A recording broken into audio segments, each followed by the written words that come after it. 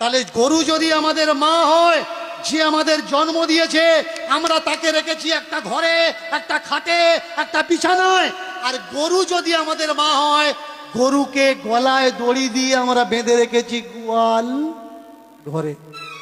আপনি পারবেন আপনার মার গলায় দড়ি দিয়ে গোয়াল ঘরে বেঁধে রাখতে? পারবেন না। মাকে মা বলছেন, কিন্তু কর্তব্যের সময় গলায় দড়ি বেঁধে তাকে গোয়াল ঘরে রেখে দিচ্ছেন। বলুন, গরুকে কারা অপমান করছে? মুসলমানরা নাকি হিন্দুরা? গরু যদি মা হয়, বলুন তো গরুর ছেলে মানে বাছুরটা কে হবে? ছোট ভাই হবে। মার পেটে যে হয় সে তো ভাই হয়।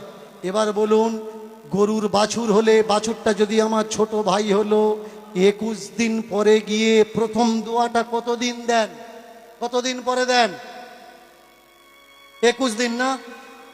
তাহলে আপনার মা যদি আপনার ছোট ভাইকে জন্ম দিত, 21 দিন পরে আপনার ছোট ভাইয়ের গলায় দড়ি দিয়ে পাশে বেঁধে রেখে আপনার মায়ের জননীর গর্ভধারিণীর দুধ দুয়ে বিক্রি করতে পারতেন?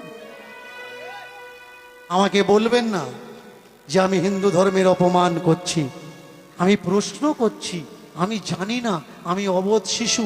আপনাদের কাছে জানতে চাচ্ছি কোনটা করা উচিত আর কোনটা করা উচিত নয়। বলুন তো, গরু যদি আমাদের মা হবে, অনেকে বলে গরু দুধ দেয়, গরু দুধ দেয়। ভালো করে শুনুন, গরু কখনো দুধ দেয় না। বাছুরকে বেঁধে, গরুকে বেঁধে আমরা দুধ বের করে নিই।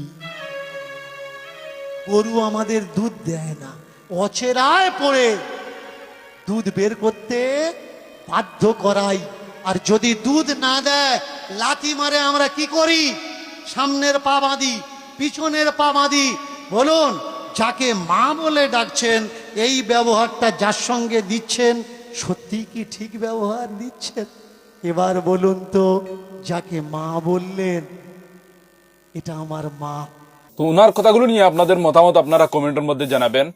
আপনারা হিন্দু ধর্মাবলম্বী যারা মানুষ আছেন, আপনারা মা বলেন, তাতে আমার কোনো আপত্তি নাই। আমি আমাদের মুসলমান ধর্মাবলম্বী যারা আছে তাদেরকে বলবো যে আপনারা গরু দিয়ে কুরবানি না দিয়ে আপনারা ভেড়া, খাসি